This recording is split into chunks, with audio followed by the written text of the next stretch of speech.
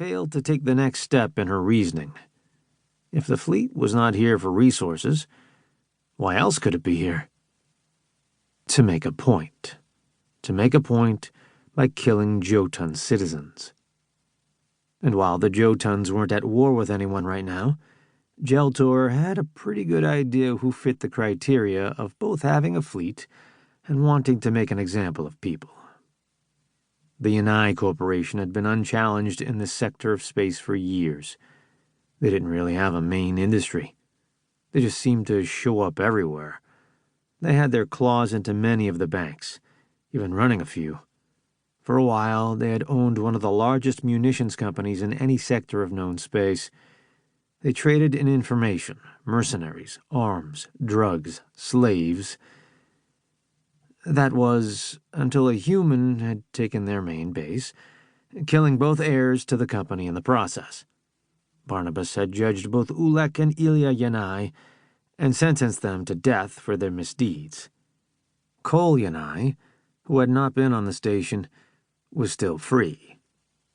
Now, no one could figure what the Yennai Corporation was up to. But Jeltor knew that anyone clever enough to build something so far-reaching in the first place had a plan, and he was very afraid that Koel had decided to make an example of Ciulla. After all, the Jotun Navy had helped Barnabas find the Yennai base.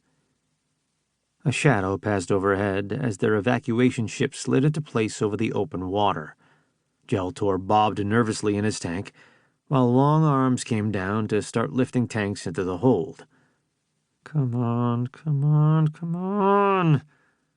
Other shadows streaked overhead, casting everything into flickering darkness and light, and the distinctive whine of defensive ships sounded, as their engines primed for maneuverability in Ciulla's atmosphere. Jeltor was telling himself that it was just a patrol, when one of the first missiles struck the water nearby. Helpless, Jeltor watched as the shock wave rippled toward them. He grabbed his elder daughter and shoved her suit behind his, and Lilac did the same with their younger. It was all they could do. When the shock wave reached the holding tank, the tank groaned and creaked, and a single crack spiderwebbed along the side of it. The shock wave continued past on both sides of the tank, and Jeltor felt a pang of relief and fear. They had survived one blast, but it was unlikely to be the last. The captain of the rescue ship must have reached the same conclusion. Heedless of protocol, the ship shuddered and began to rise into the air, tanks still hanging from the retractable arms. Unsecured in the tanks, some of them not even in protective suits, the Jotuns cried out. Their fear doubled when the ship rose high enough for everyone to see the battlefield.